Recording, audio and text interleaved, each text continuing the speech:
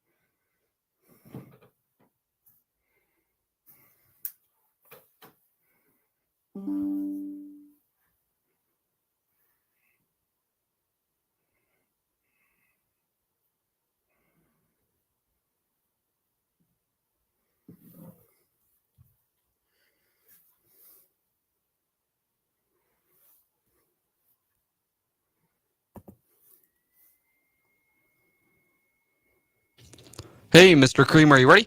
Yep. I can hear you. Great.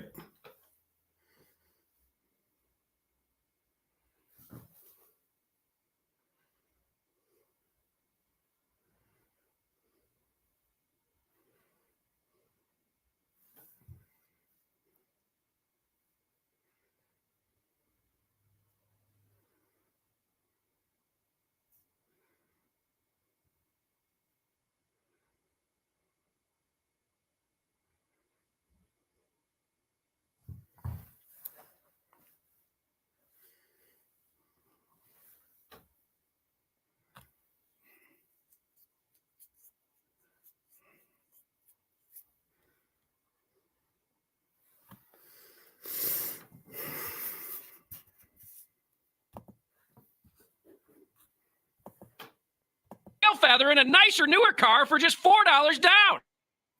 Your old ride. Talk about a delicious deal. So bring your old ride to me. I don't care if your current ride's tiny, briny, or overcooked. If it's leaving you salty, let's deep fry it. Because you could drive a car you love for just $4 down. Credit a little burnt. Even if other dealers have left you feeling foul, my team works exclusively with the lenders who want to say yes to you. We tell your story, and they gobble it up. So if you want to deep fry your old ride, bring it to me, and I'll help you shake your tail feather in a nicer, newer car for just $4 down. But hurry, this deal will sizzle out soon. I'm Ryan Wasik, and I'm your dealer for the people. See all the dish-worthy rides at RyanApproved.com. That's RyanApproved.com. Credit and $4 down require bank approval. Negative equity may be refinanced. Offer absolutely ends November 30th, 2023.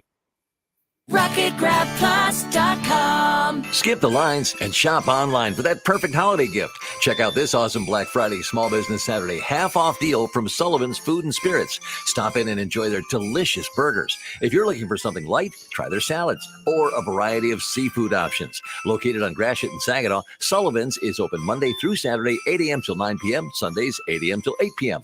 Head over to RocketGrabPlus.com to snag your holiday deal before they run out. RocketGrabPlus.com. I feel like I'm constantly cleaning hair off my bathroom floor. At least my Swiffer Sweeper makes it easy. Sweeper heavy-duty dry cloths have ultra-thick pads to trap and lock hairs, like a hair magnet. And when I'm finished cleaning up my hair, Sweeper takes care of his too. Now the hair's gone, all thanks to Swiffer. Try Swiffer Sweeper heavy-duty dry cloths. I promise you'll love them or your money back. And also try Swiffer Sweeper Wet to make quick work of tough, sticky messes. And now, back to Community Connections on KISS 107.1. Good evening, ladies and gentlemen. Welcome to Straight Talk. The intro threw me off just a little bit. Welcome to Straight Talk. Straight Talk, we are so glad to have you here today. I am streaming from home on this evening, but I hope that you guys are having an amazing Thanksgiving, and I say that with air marks, weekend. Whether you're celebrating the big bird and the turkey, or you're getting together and making memories with your family, I want to say I hope you've had an amazing weekend, and I hope you have taken the time to enjoy those. and love those who mean the most to you. It was interesting. I was talking with someone, and someone was saying, why do we continually celebrate Thanksgiving? And I think that we have come to an understanding that in 1492, Columbus did not sail the ocean blue to come and bring good tidings and slaughter the first turkey. We understand what Thanksgiving in its actual meaning was. It was about a slaughterhouse for the indigenous that were here when they came. And so I want to encourage you to continually to walk in truth, to walk in your power, to continually teach your children the truth of each and every situation, every holiday that comes to being. But you can always make new traditions. If you get the day off, you might as well have some turkey. You might as well have some dressings, some greens, beans, tomatoes, the whole thing. You name it. Whatever it is that you did for the holiday, I certainly hope that you had a great time doing it. We've got a very interesting show for you today. Miss Pam Hallman will be with us today, and we're going to talk. She is, we've heard of birth doulas, those individuals who are in the birthing room that have of old, and they would help a woman to deliver her child. Well, she is going to be a death doula. But before we get started, I want to give a shout out to everybody who is out there that is tuned in every single week, tuning in to Straight Talk, helping us to be the #1 show that you continually tune in to find out what's happening in the Michigan Bay region. I want to give a shout out to my producer, Matthew. What's good with you, Matthew? I certainly hope that all is well with you. You call him Matthew, I call him White Soul. But we're going to talk, before we get into today's real topic for today, I really have to begin to share with y'all something that is very dear and important on my heart. We continually, yes, Yvonne, this is comfort care. It was cold outside and a little snowy, and so I had to do something different.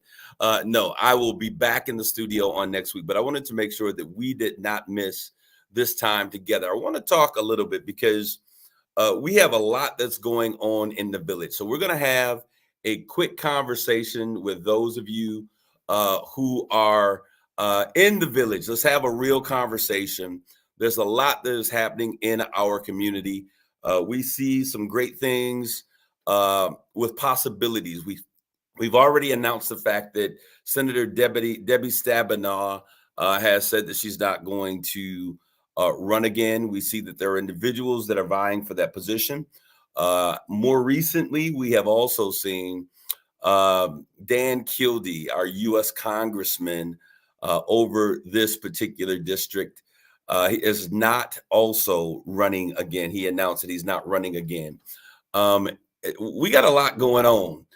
We have next year, 2024, we have a presidential campaign with a geriatric representation from what the Democratic Congress, I guess, is going to support. If they're not going to, they need to do something different real quick.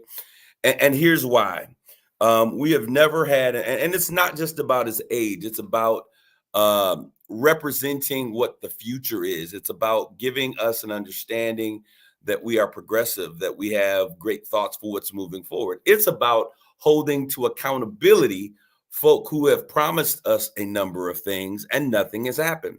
It's interesting because nearly 4 years ago, I sat on this very platform and I said, going into this, if we don't have a list of things that we are demanding or requesting to take place, that we would get nothing out of that situation. We saw that the Voting Rights Acts, 2 bills that we were both interested in seeing take place, the John Lewis bill also was one of those bills where they were actually restoring some integrity to the Voting Rights Act, which had been chipped away with piece by piece. These bills were on the docket and they were very important because what they did is they solidified for states through a bill that was a national bill, something that took place in 1964, that, they could not create these bills in states where there were white supremacists running particular areas that were infringing on people's rights. And so there was this Voting Rights Act of the 1960s that took place that made sure that those things had to pass a sniff test in DC in order for those things to be enacted. We saw in the 90s that was pretty much entrenched. I think it was 94. So there were bills to restore the integrity for Black folk, to make sure that our votes were being counted, that we weren't put through additional headaches in terms of being able to vote. And then once we received this great thing, that was the only thing that was on the docket that we were so excited about, absolutely nothing took place. As usual, there was a war that took place in Ukraine. Not that we could determine that that was going to happen, but what happens abroad should always come secondary to the demands and the things and the needs that we have in our community. And we didn't see that happen. And so now we have a war in Israel. And we need to realize that these are distractions to things that are happening in our country. Because I need to tell you while the war in the Middle East has been going on, what's been happening in our community that continue to threaten, our community. I see you, Mr. Bulls. It says the community is invited to a very powerful discussion on the opioid crisis and opioid settlement funding tomorrow, 5 p.m. at CAC.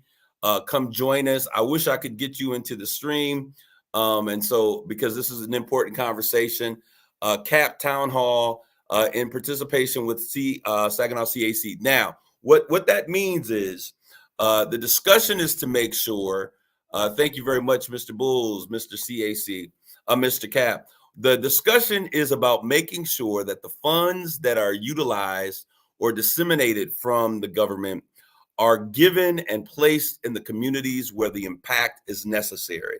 So make sure that tomorrow at 5 p.m., if you are available, you need to make sure that you're down there at CAC because we have finally come, and it's very interesting that it took opioids because it was never to the point that we have made this drug abuse, this drug addiction, a public health crisis. We didn't see it that way when it was crack cocaine. We didn't see it that way when it was heroin.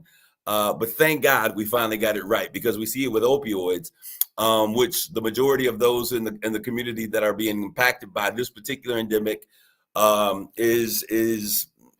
got them happening everywhere. So we want everyone to get help. But tomorrow at 5 p.m. at CAC, they are having a very powerful conversation to make sure that those dollars get to the folks who are in our communities. Because what will also happen is that we will get something that Ronald Reagan claimed or named trickle-down economics, trickle-down politics, Reagan economics, where you give it to the top, and because they're so kind and they're so good, it'll trickle down to the places that is needed. Well, we don't need people to manage the things that we have to handle in our own communities. We are well and capable of doing so ourselves. That has been the response for many folk as it relates to things like reparations. Who handles the money? What if we give them the money and they get broke? Well, when I got broken, or my forefathers were broken when we were getting beat, it didn't matter. We handled the beating, we can handle the money, right? So let's make sure tomorrow, that is Monday at 5 p.m. at CAC, CAP, and CAC Community Action Center are doing a real important conversation on the funding for the opioid crisis. I also want to make sure that we continue to make sure that we are in the move. There's something else that came to mind, because as we were talking about those seats that are available, representation does matter. For the first time in a very long time, with these political seats that are available, we have opportunities to move into places that we have never been represented, never had the opportunity to represent. So as we begin to think about this, we've got to have an agenda that understands what's important. Why is it important for me to vote? Why is all of this movement about we've got to be here and representation matters and we've got to surround candidates? Because I need you to understand that after slavery, it was the laws that were created that kept us in bondage. In 1667, the Virginia House of Burgesses enacted a law which recognized the conversion of African Americans to Christianity. And this is important for a reason. Virginia enacted this law about the casual killing of slaves and declared that masters who killed slaves deemed resisting were exempt from felony charges. So what this says in essence is that when they set us free, they realized that the thing that they still had over us was control of the voting box, that if they could use and create laws, they could still control us in terms of keeping us enslaved to the system. And this is why we always say that if you're looking for slavery, it's not going to be exploited or shown in the person, but you've got to look into the laws that are created, because the prejudice or the racism or the inequality is often in the laws. And so when we see things like that, what they said basically was that it was impossible for you to be guilty of murder, a capital punishment, if you were a slave owner or a master, or in many cases, a master's wife, and the children you were trying to teach didn't want to become a Christian, didn't want to become whatever it is you were trying to push upon them, that if you happened to beat them in terms of doing what was best for them and they died, which means you murdered them, that you could not be held accountable. I am continually wanting you all to understand that when they cannot control you, they control the laws that govern you. So it's very important, vitally important for us as people to realize that we have to get out. We've got to begin to teach the importance of voting. People say, well, nothing's ever changed. Oh, we've seen immediately after this last election, hundreds of laws that were literally presented to change how your vote is counted, to keep you from voting, to put you in, to change the districts in such a way that your vote no longer carries the same way if it were structured, your voting district was structured in a different way. There's something that is really interesting when we don't understand, after going through years of abuse by the system, by the laws that were created, we don't understand the importance of us taking back some political capital. We've got to begin to demand some things, come together collectively. And I wish, and I've said this before, but it's time for this to happen. Saginaw Cap, you are now growing as a community-based organization. We need to have some clear, present, cut ideas of who we vote for. Pastors have to get back to the understanding that the civil rights movement was something that was birthed out of the church. So we don't just, make it, get our Cadillacs, and this is, I'm joking, almost, get our Cadillacs, move to the right side of town, get a degree in an education, send our kids to school. And now we no longer talk about the importance of having folk vote and coming to the place of the ballot place where we need to get those votes in. You're absolutely right, Ernesto, my brother. Our votes count, but we got to get out and do it. Absolutely. There is something, and many of you didn't know this. I normally start with a phrase or a clause about Black history. I want to give you Black history from a different perspective as it relates to voting. There is a disease that I just read it, one physician by the name of Samuel A. Cartwright, he came up with a hypothesis. It's called dryptomania, that there was this thing called dryptomania. And what that was a mental illness that slaves had. And this hypothesis centered around the belief that slaves were in such an improved category of living on these new plantations, other than where we've dragged them thousands of miles across, and were treated in such improved conditions that they were suffering from a form of mental illness, those who were continually trying to escape. And so he presented the fact, this is clinicians, these are doctors and physicians that are saying that these slaves must be going through something called dryptomania, which means that they suffer from this disease that they want to run from the plantation. Whenever they cannot control you, they'll create illnesses, they'll create laws, or whatever it is to keep you in your box. It's time for us to wake up as a community. It's funny because I woke up on, I think it was Thanksgiving morning or the day after, And I began reading, and I'm reading a book, and I'll share the name of the book after I complete the book just to make sure that the information is clear. But in there was this saying by the Maasai warrior. The Maasai are some of the most engaged warriors in Africa. These are individuals who will stare down the face of a lion and understand how a lion operates in such a way that they don't fear the land in which they've come from. And the Maasai were powerful. And one of the most important things that the Maasai understood was that they had to protect the children. And so when we talk about that, I need us to understand that there was a greeting that the Maasai said. It was Kasarian Ingera.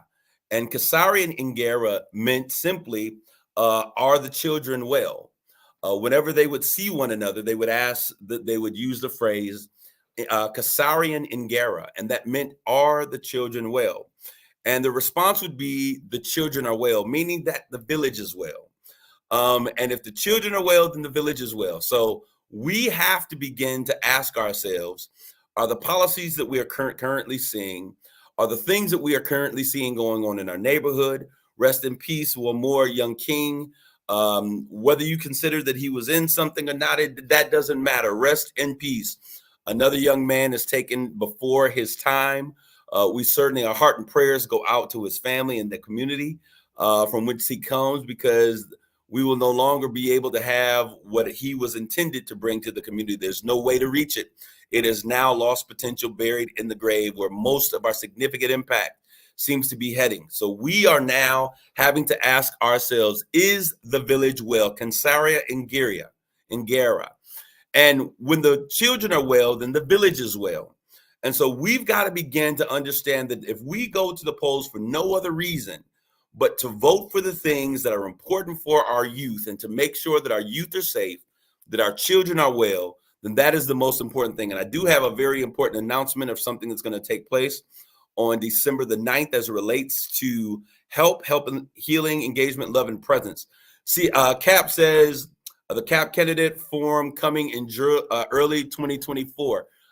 Jeff, I want you to know that HELP would love to partner with a forum that is going to bring what is on the table in a very unbiased way. I want to make sure that we understand everybody that's running, what it means for each individual from each side, from each of the candidate and the race, what it means, and how we have to begin to move. The community must understand that policy rules the day.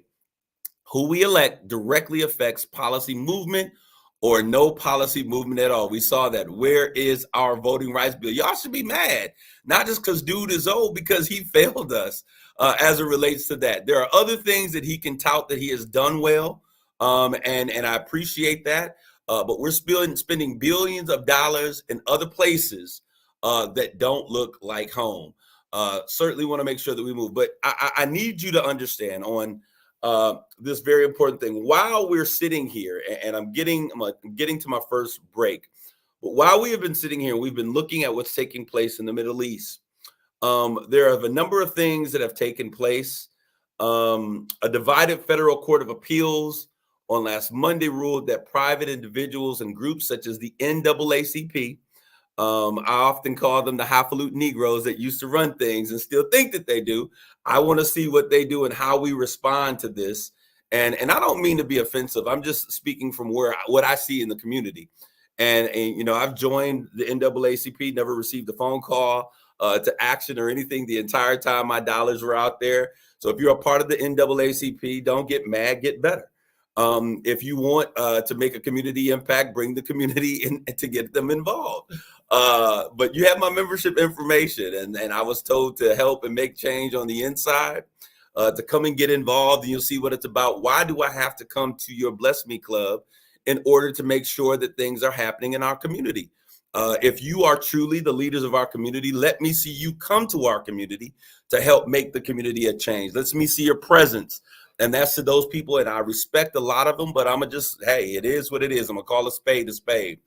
But there was a rule that took place on last Monday that the individuals or groups don't have the ability under this particular section of the Federal Voting Rights Act to bring forth these cases. This has been precedence for a very long time. They are now trying to stop whenever there are voting rights issues, groups like the NAACP, individuals who have been harmed from bringing these on. And now these have to be taken or can only be brought on by the federal government. Well, we understand that most of the issues as it relates to voting rights and the fidelity of the voting process take place where the power of the vote is, and that is in local states and communities and precincts.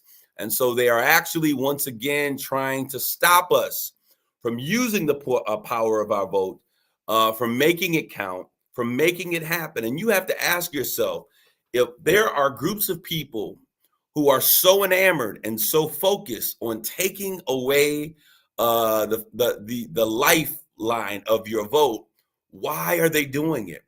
And we have to understand that the power of the vote is greater than we can understand.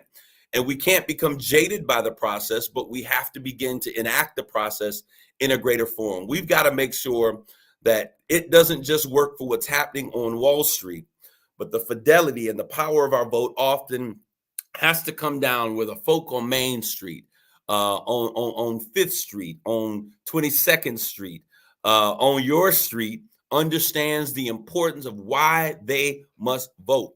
If there's no votes taking place, we have no one in position. If we have no one at the table or in position, there's no voice from our community. There's no voice from our community, then there's no representation of the people from our community.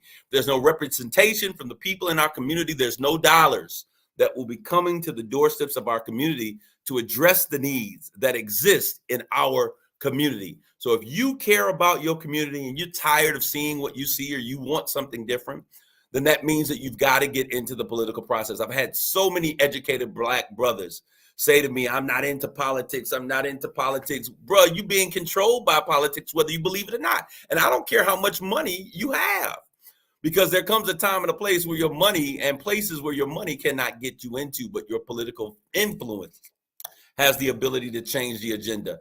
Thank you so very much. I see you out there, Flan Johnson, the power of your vote. That's all we have. If you don't vote, you don't complain. As a matter of fact, I wish that were true. Mom, love you this evening. It's usually the people who don't vote that complain. We're going to take a quick commercial break. But before we take that break, on this coming December the 9th, this is not this Saturday, it's a week from this Saturday, your brothers at Help, we are really getting ready to push forward in terms of agenda and making things happen with young Black folk. We got a plan. I see you, my brother Terry. If you rocking with me, we rocking that ballot, brother. And we're going to hit the streets and make sure the brothers who have the right to vote are going to. I want to thank you all for such an amazing outcome with the expungement clinic that Help did. It was absolutely amazing. The turnout.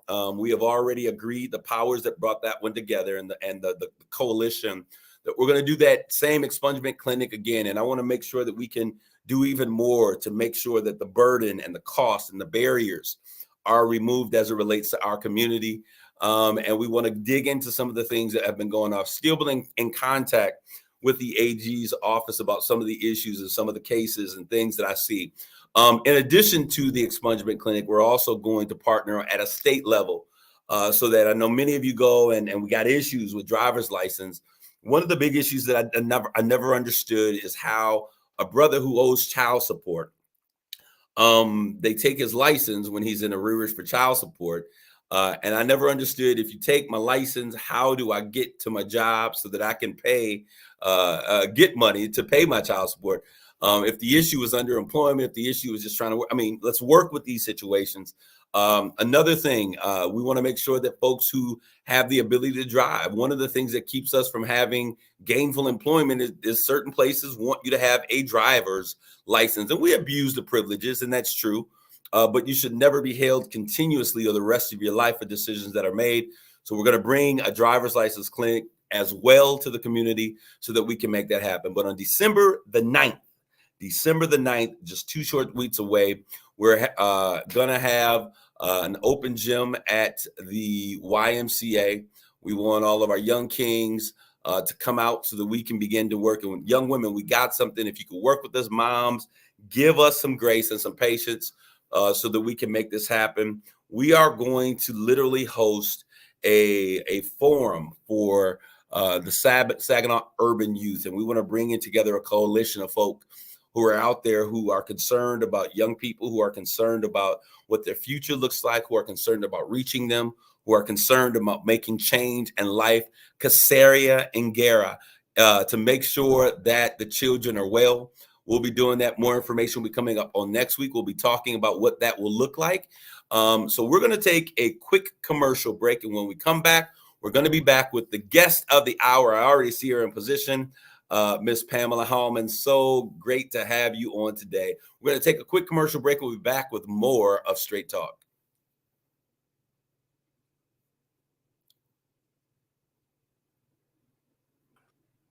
Hey, it's Steve Harvey, y'all. Here's what happened on the Steve Harvey Morning Show. Like, I have a favorite child. I just do. That's all to it. I ain't got to fix that. I ain't got to tell it to you. And they know who they are, because when they come up to me, it just depends on what day it is. I have a favorite child. But God has a lot of favorite child, and you can get to be one.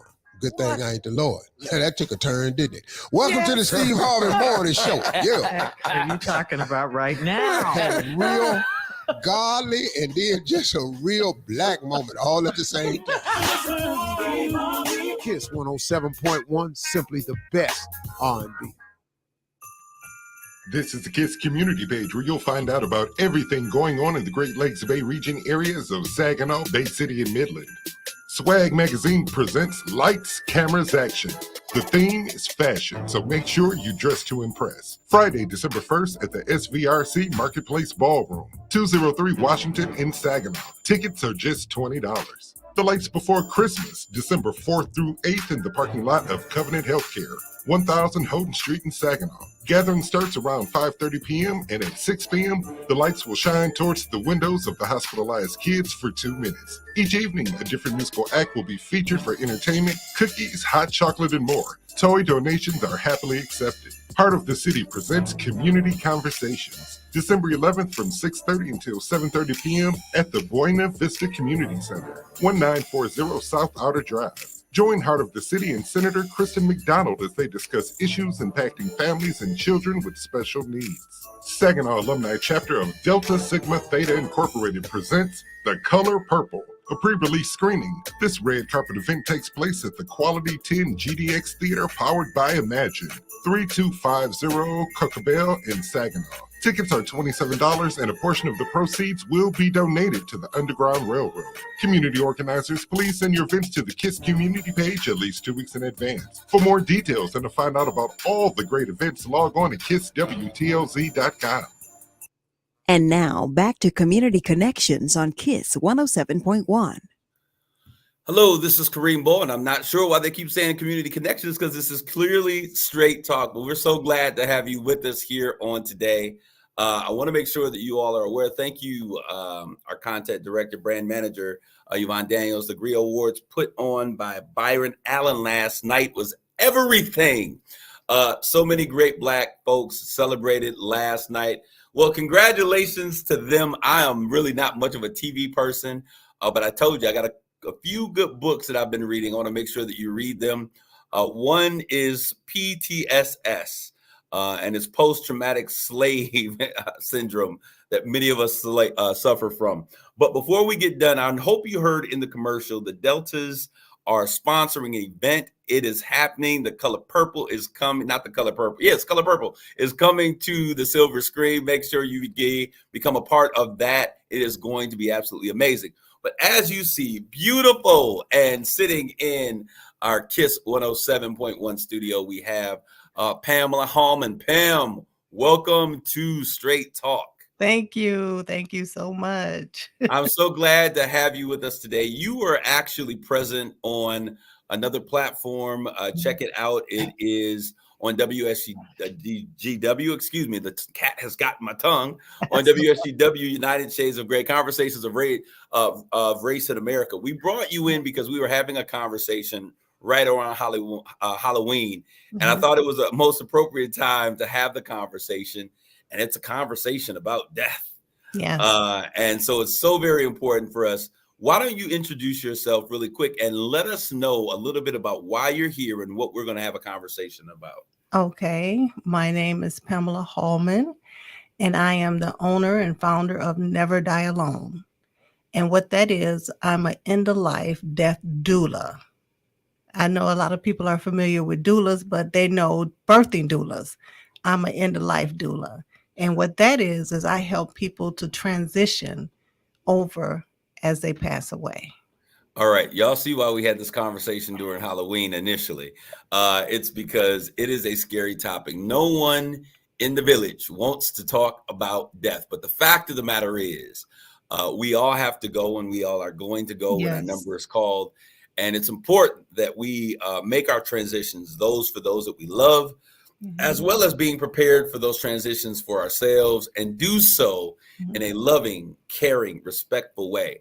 Right. That's why we got to start having conversations about insurance, Yes. so that we don't have to have chicken dinners and chicken fries and fish fries, and to wait 4 weeks before we can bury our loved ones. Now, some of y'all are sitting there like, it's kind of harsh. It's not harsh. It's the facts. Our loved people, loved ones are sitting on ice for weeks waiting for us to come up with the dollars so that we can actually bury them.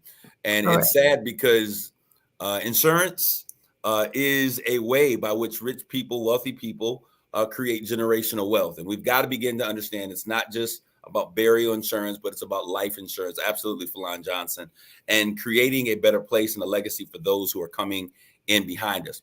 But I was going to call you Dr. Pam, but Pam, I'm going to call you Dr. Pam. You know, there was another man that did something similar. I'm just joking. And he would come in and he would assist people in their decision to end or to terminate. That's not what you're doing. No.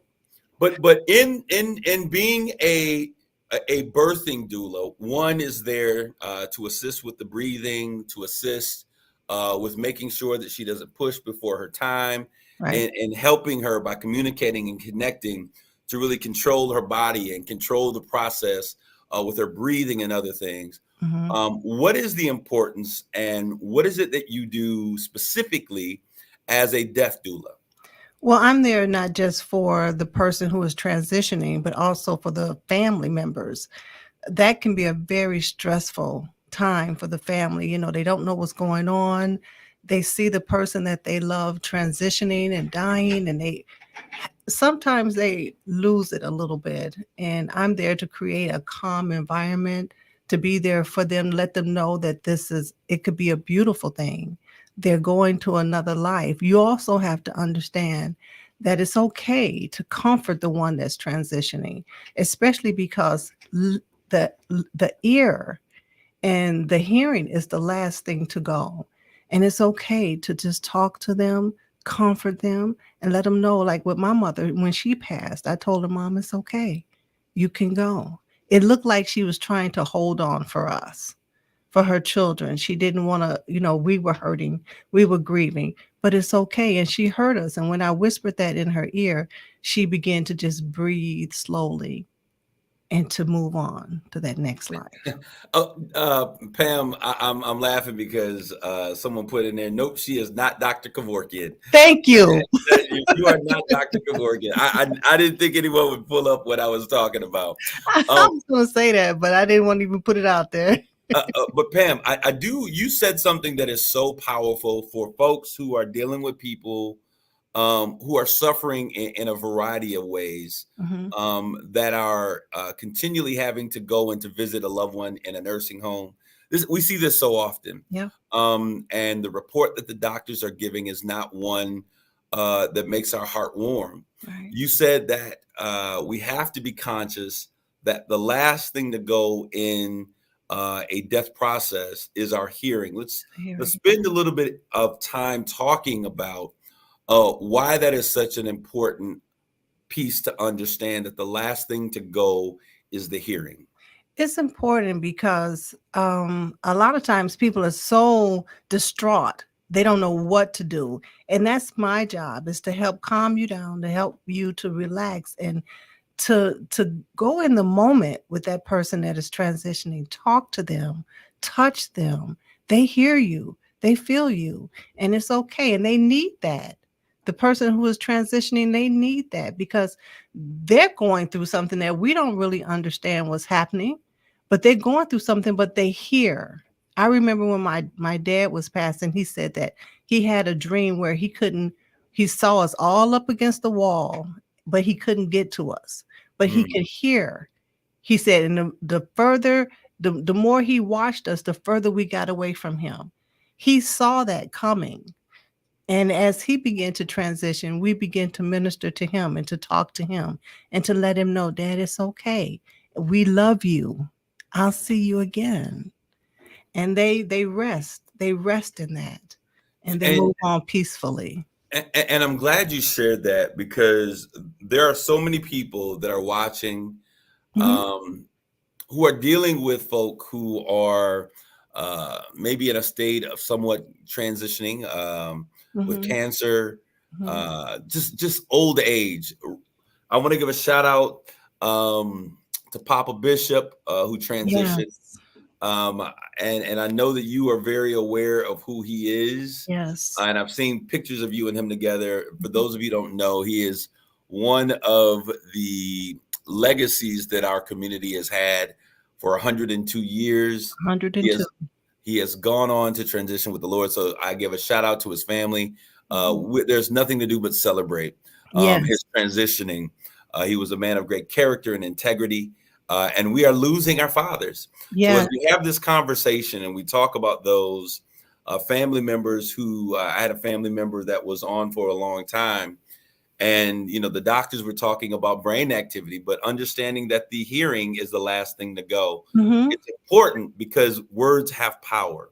Yes. And if we are able to continually speak words of peace and create an environment of peace that, just as we would do with birthing, then we can help them to, and I almost said something from a 1980s film, Poetry Guys, go into the light, Carol Ann, but to make their transition a little bit more smoothly. Now let's talk about what you do and how are you different than what is done with hospice? What's the difference? The difference between what I do and what hospice does, hospice come in during that time of transitioning like I do, but they let the family know what stage they're in. I basically, and then they leave. I stay through all the stages. Whenever the family wants me, I'm there. They want me at the beginning of the stage of the transition, I'm there, all the way until that person transitions over. I don't leave. I'm there for them. I'm there for the family, and I'm there to help them to cope with what stage that person is in, basically. So. What's interesting? One of Terry Reed said that he has seen family members talking to dead relatives on their deathbed, having real conversations. I remember when my grandfather, Elder John Bowen, passed away, and I remember him continually saying that he saw a young man that was sitting in the room, and he was having conversations with this young man, and he would see other individuals that were had deceased and were long gone. He saw his mother, which we referred to as Mama Pearl, and they were having those conversations. That's because we are actually in transition, and I am a firm believer that when the Word of God says that we go into the bosom of Abraham, in that place, it is a place where we are to be comforted. I believe that it is a place that not only heaven is waiting to receive us, but also those who have passed before us. And so we sometimes have the ability, if you remember Jesus in the garden, he was both spiritual and natural at the same time. At the same time. And so I think that our spirit man has connections and is able to see on the other side while parts of our physical man is still here. As you talk about this, and there's someone out there saying, I think that this is an amazing idea, because I don't want my, as your tagline says, never die alone. I don't want my loved one to die alone. How would someone pay for your services? Are your services, do they cost? How would they get in contact with you, and how would they afford what you do?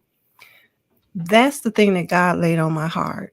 I cannot charge for my services. I try to get grants and I'm open for donations. But when a person in the family is going through something like that, I want that to be the last thing on their mind. How can I afford her? How can I pay for this? I don't want you to worry about that. You have enough on your mind dealing with the loss of someone that you love so close to you. I'm in the midst of a grant writer and I need more help with that.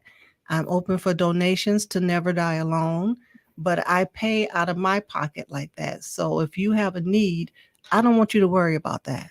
Just solicit me and I'm there. And what are, in addition to, you said you not only take care of the person who is transitioning, but also the family. How do you do that? Well, there was a situation where the family just was screaming because the person was taking 2 and 3 breaths and you knew it was time. It was just one more breath left and they was just screaming and passing out and I'm like, they can hear you. I said, it's going to be okay. I said, I want you to just relax. Get up, go hug them, talk to them, let them know how much you love them and that everything is going to be okay. In a very calm voice. Don't be so hysterical because they feel that, they hear that, and it makes it harder to transition.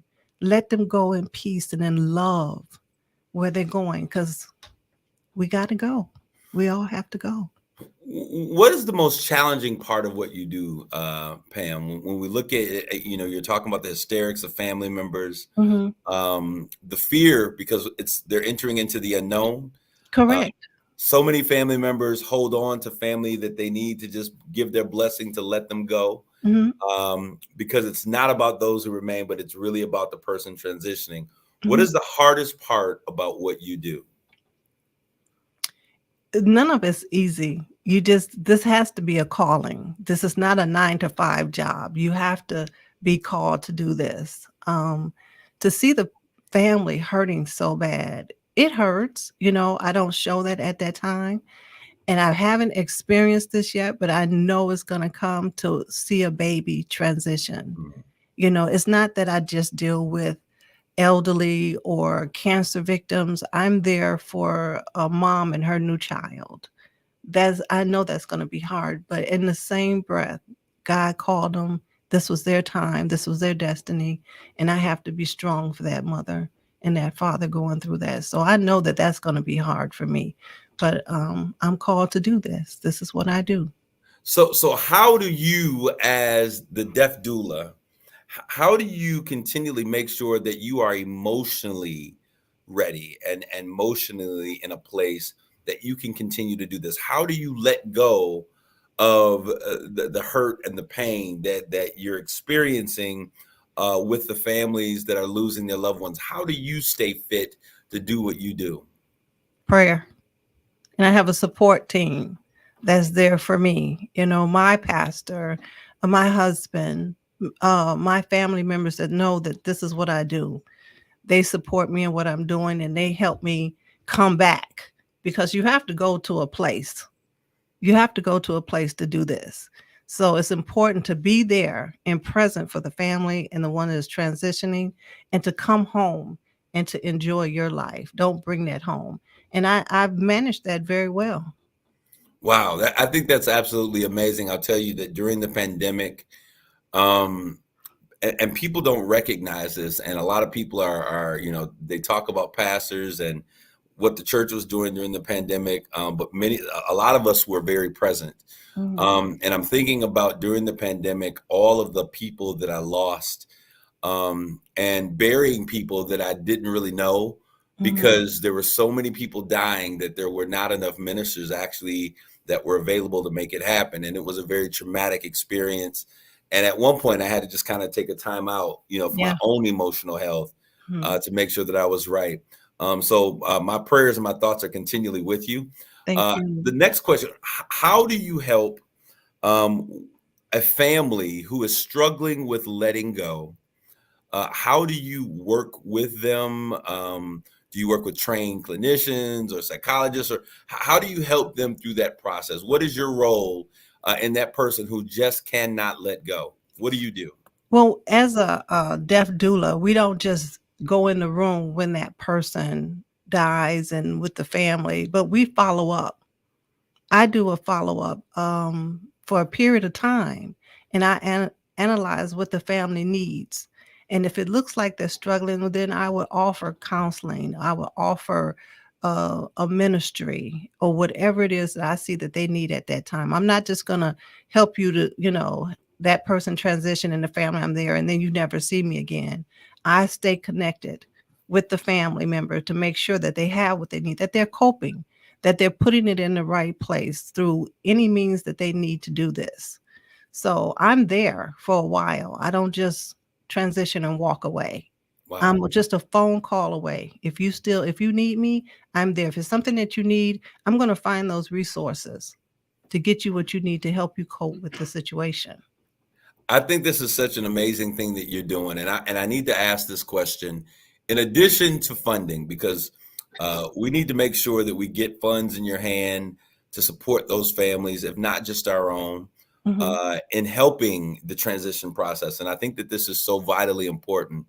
In addition to funding, how else can the village or those that are part of the community assist? What are the things that you need to help what you do more efficient, since you don't charge for this amazing service?